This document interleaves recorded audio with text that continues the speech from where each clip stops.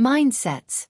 Have you ever been in a situation where you're trying on different shades of glasses, trying to see which would fit you best?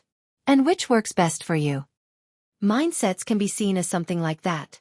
They are the different shades of glasses that people put on and use to experience the world. We have different mindsets, and they can influence how you interpret an environment or how you perceive an experience. Just like how glasses have various parts that make them up, the handle, the lens color, the shape of the lens, mindsets are also made of various areas.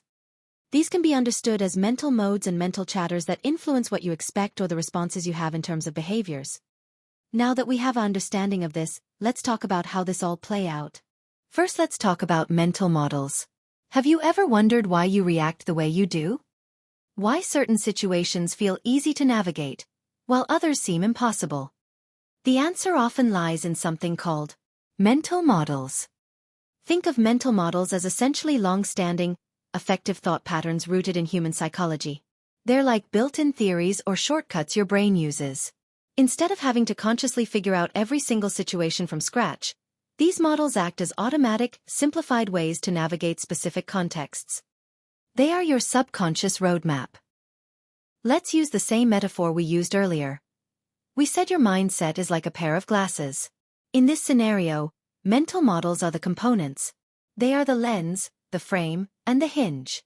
Just as all these parts make up the complete glasses, different mental models can be interconnected to form your specific mindset. Alternatively, you can view them as tools, influential tools that shape how you see and perceive any particular situation. Check out our video on mental models where we talk about examples of some common and powerful mental models. Next, let's talk about mental chatters. Now, let's talk about that non-stop voice in your head. Mental chatter. You know this so well. The voice that just told you to check the time. Or the one that suddenly asked if you've eaten today. Or the one that pulls a random memory from thin air while you're trying to focus on this video. That, my friends, is mental chatter. It's the consistent inner dialogue, the endless stream of thoughts that runs through your mind. It's the background noise of your consciousness. And here's the crucial part. This constant inner conversation is the simplest, most immediate way you experience your mindset in action. Each little chat, each fleeting thought, is a tiny brick. Bit by bit, one mental chat at a time, and it all adds up. Let's look at a simple example of how your mindset plays out, right here, right now. Take a look at this cup. How would you describe it? Is it half empty, or is it half full?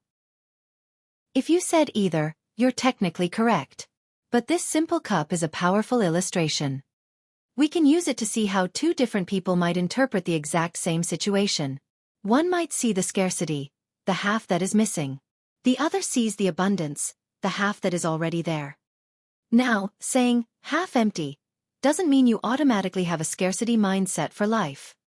This is just a simple way to illustrate that initial mental chatter, that first perspective, in a very practical moment. To truly understand your own mindset, you need to step back. You need to look for the patterns. How often does your mind jump to scarcity? How often does it default to abundance? Let me give you another, slightly more complex example. Let's illustrate this with an example. Imagine two friends, Peter and John, setting out on an adventure. Along their path, they suddenly come across a huge mountain. Peter looks at the mountain and immediately sees it as a challenge. A massive obstacle. He thinks, this isn't what we planned for. There's no way I can get over that. And he feels defeated. Now look at John. He sees the exact same mountain, but instead of an obstacle, he sees an opportunity. An opportunity to explore, to exercise, and to conquer a new experience. Two people, the same situation, yet one is processing it as a crushing challenge, and the other sees it as a thrilling opportunity. In terms of mindset, we could say one has a fixed mindset, while the other has a growth mindset. So, in conclusion, we've seen through two examples how your mindset plays a huge role in how you experience the world and make sense of everything that happens to you. Remember that metaphor? Mindset can be seen as a pair of glasses. In any given situation, the lenses you put on influence every one of your actions, whether you're acting alone or as part of a group. But it's not enough just to understand what a mindset is. It's crucial to understand how you can become more aware of your current mindset and, more importantly, how you can improve it to get the results you actually want. To help you get started on this personal journey of improvement, check out our video on mental models next.